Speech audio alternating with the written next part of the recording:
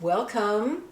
I got inspired at the farmer's market yesterday. The summer flowers are coming in. So today's video, we're going to make a classic summer arrangement using flowers from the farmer's market. So set your cares on the shelf for a little bit and let's have some fun with flowers. So first, I want to show you what I got. I got some sunflowers. They are going to be one of our focals. I got some lilies, another focal, the saponaria.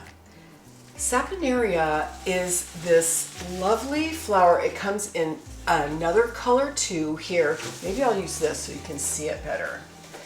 Now this is something that you might find in a grocery store, but not as often. And it is so glorious. If you did find it in a grocery store, I don't think it's going to look like this.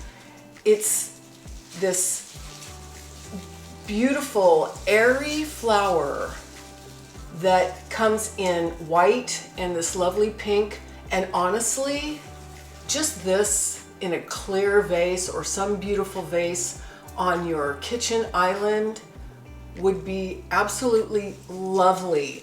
No design skills required. So I had to buy them. I had to buy both colors. Even though today what we're going to focus on is blue, yellow, white, because if you want to do a classic summer arrangement, nothing says summer like blue, yellow, and white. And the other thing that really caught my eye is this Canterbury bell. This is a beautiful, long-lasting flower. Every once in a while I see these in a grocery store, but look how tall these are.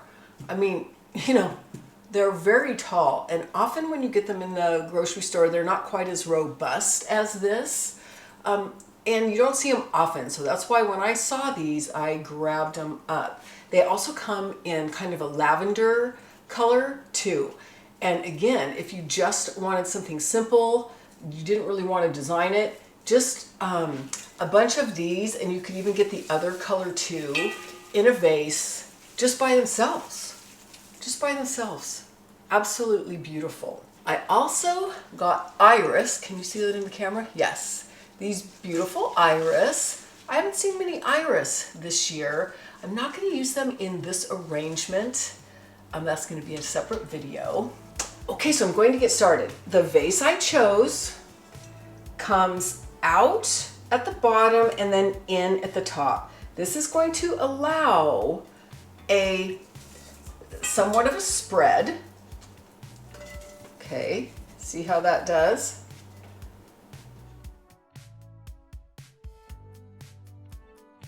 Something about these Canterbury bells.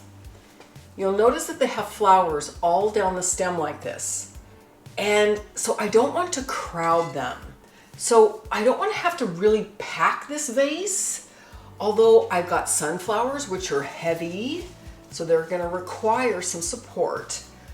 So that by choosing this vase, I'm hoping to get some spread, but also some containment because the opening comes up and narrows.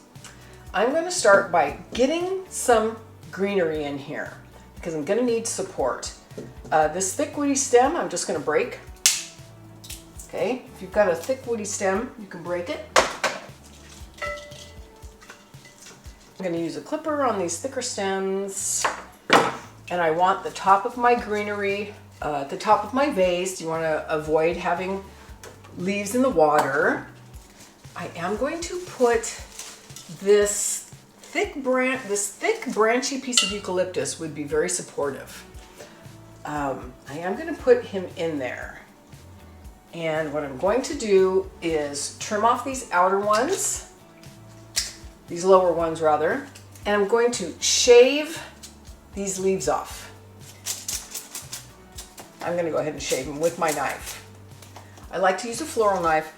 It's absolutely, you can use clippers, because if you're not used to a floral knife, you can definitely cut yourself. So just, clippers are fine. What I'm trying to do here is get a fairly low grouping of greenery to hold my bigger flowers. But I don't want it way up here because I want to save that space so you can see these Canterbury bells. Okay, I'm going to do that again. I want to know how long to make these videos. I want them to be long enough that you can get some meaningful instruction, meaningful flower time. But I also don't want to bore people. So let me know if you have ideas on that. Let me know in the comments below. Or if you'd rather just see the whole thing from start to finish, let me know that too. I mean, it's all the same to me. I just want to make it work well for you.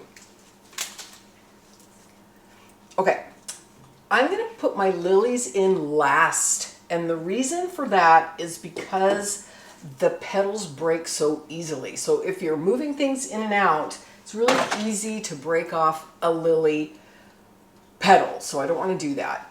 I'm going to put these guys in next. I'm just going to put them in a triangle, okay?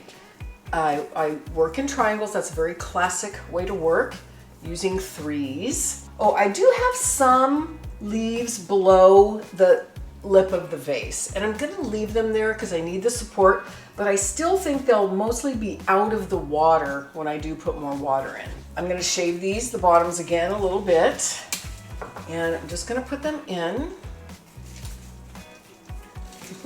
I have this light. I have scooted it up, but I guess it's still kind of too low.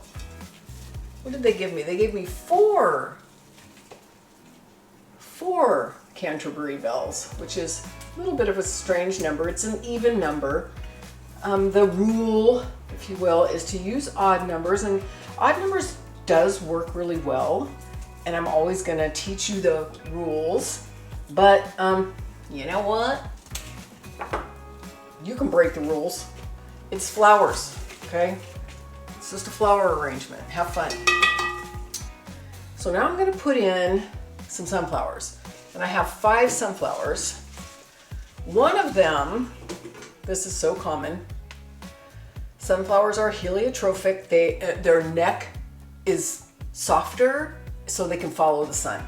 But what that means is sometimes they droop over. This is actually firm. It's not that it's wilted. I have to decide what I'm going to do with that. I think I'm going to use these big guys around the edge. So what I'm going to do is I'm going to put 3 sunflowers kind of low, and their stems are going to help hold, okay, because they have a nice thick stem. And what I'm doing is I'm removing some of these leaves, and the reason I'm doing that is because the leaves compete for water. So by pulling some of those leaves off, it's going to help the flower pull the water. Okay, and I'm literally gonna make a triangle right between these Canterbury bells. Oh, sunflowers. See, these guys want to flop out. This is what's gonna be the challenge in this arrangement. If I had some more greenery, I would kind of pack this vase with low greenery.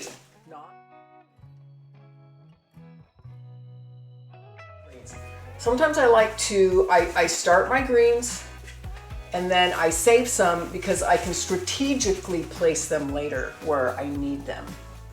Now I am going to put some more greenery in. This piece of eucalyptus is a little less bulky, so I am going to strip it with my hand. I wouldn't do this a lot though. It weirdly dries out your fingers. It's a strange thing. So I'm going to kind of lift this guy up. He needs some support because he's big and heavy, and I'm going to put that right in front of it. I'm going to do the same with this. I'm trying to keep my center a little clear, which I don't always do, but again, I want to see these Canterbury bells. I want to see up and down the stem of these Canterbury bells. I'm going to take this 4th Canterbury bell. I'm going to let him be in the middle. I'm going to place a tall sunflower and hope I have enough in the vase. I'm still going to keep this fairly low. I'm going to let my Canterbury bells be kind of the star of the show here, even though the sunflowers are going to kind of take over the focal just because of their bright yellow, you know, faces.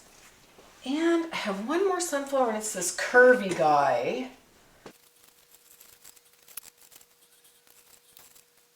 Okay, so that's what I have so far. It would have been better if this little sunflower was not drooping, but you know what? It's a natural product. Sometimes you just have to go with it. Okay, I'm going to put my lilies in. Something I didn't notice at the farmer's market was that it's 2 stems of lilies. There's only 2 stems of lilies. But what I'm going to do is let one kind of be at the same level as this sunflower over here. And then I'm going to use the other one to fill this hole right here. Something I am going to do is I'm going to pull the pollen, carefully pull the little pollen out of the middle of the lily. Because it stains, it will stain these beautiful white lilies. And if you do get some pollen on the flower, get yourself a chenille stem. This is a little florist tool. Make a little loop. Just kind of support the petal with your hand and gently brush it off. Okay, and then I'm going to put my second lily, because I only have 2. I have a little mashup right here. See that? That's because, you know, the lilies have multiple flowers on each stem. That's, you know, for this to be where it is, this one's there. Plus I have this stem of eucalyptus, plus this sunflower, and it's all, they're competing and they're all mashed up. So I'm going to do some editing. I'm not going to cut the lily bud off, that's for sure. But I am going to cut this piece of eucalyptus back a little bit because it's not doing this, it's not really doing anything. I'm just going to go around and adjust if things need to be adjusted. Oh, that was nice. That worked out nicely. There, see, doesn't that look so much better right here? It's not all mashed up.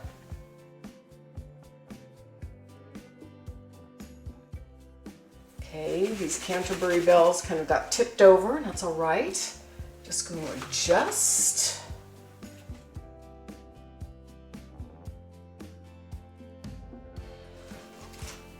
So I have some other greenery. I don't want to fill the middle, but what I am going to do is pull some of the leaves off and use them. If I need some support somewhere, I'm going to use them as a little bit of support. Tuck them in and low. I have a little flat spot here. I'd like something to come out, but I'm going to strip almost all these leaves off. I know that seems criminal. It's kind of criminal, but I don't want to cover up my Canterbury bells. Okay, so that little sunflower, this little sunflower was just giving me so much trouble, so I'm going to show you a little trick. I don't usually like to force things, but sometimes you just got to do what you got to do. This is a piece of florist wire. It should be a heavier gauge. It's really too thin. But what I'm going to do is I'm going to poke it right here underneath this flower head. I'm not going to go too far. And I'm going to wrap it around a little bit. Okay, so now I can kind of force that little flower head to stand up a little straighter. Okay. Why? Because I needed some yellow more in the center of the arrangement. My yellow is a very strong color. If you have a really strong color in an arrangement, it needs to be balanced. Like if this were a more monochromatic arrangement, it wouldn't matter so much. But since it's not, the color needs to be balanced. And you know, as it is, I already have this white that I only have 2. So, you know, gotta do what I've gotta do. So I'm just gonna, don't be afraid to kind of readjust things if they need to be readjusted. That's perfectly fine. You can pull things out a little too because things get kind of pushed in. This bothers me a little bit that these are on such a same plane, so I'm gonna turn this guy's head to face just a little bit of a different direction. Because my white balance is off, I have a white here and a white here, I'm gonna use some of the saponaria. I'm gonna find the straightest, thinnest stem I can find. Ooh, here's a good one. I'm gonna edit it. I'm gonna edit it quite a bit. I'm gonna put a little right here because that could use a little balance right there. Nice, and then I'm gonna do the same over here. I'm gonna do threes. I'm gonna make just a little triangle of a little bit of white to kind of help bring my balance back in line. At first when I was doing these videos, I was thinking, oh no, I want to make everything to look perfect. But I'm not going to do that because this doesn't work out that way all the time. But it still is pretty. It's hard to go wrong with pretty flowers. Oh yeah, that helped a lot. And in fact, I'm going to put some out the edge too. Out the bottom, around the bottom. Sometimes I like to make it, I think of it almost like a little collar. Okay, I'm just gonna go around and kind of reposition anything that needs it. Okay, I'm going to clean up a little bit and show you the finished arrangement. Okay, there's the final arrangement. And I did have to fuss with it a little bit. And part of that is because of the stems of sunflowers are heavy, because I didn't want to cover up my Canterbury bells, and because I only had 2 white lilies. See, I could have had a better balance if I had that pop of white here, a more focal white. But still, I think it turned out pretty. I love the color scheme. So I hope this was enjoyable. Leave me any questions and comments below, and I'll see you in the next one.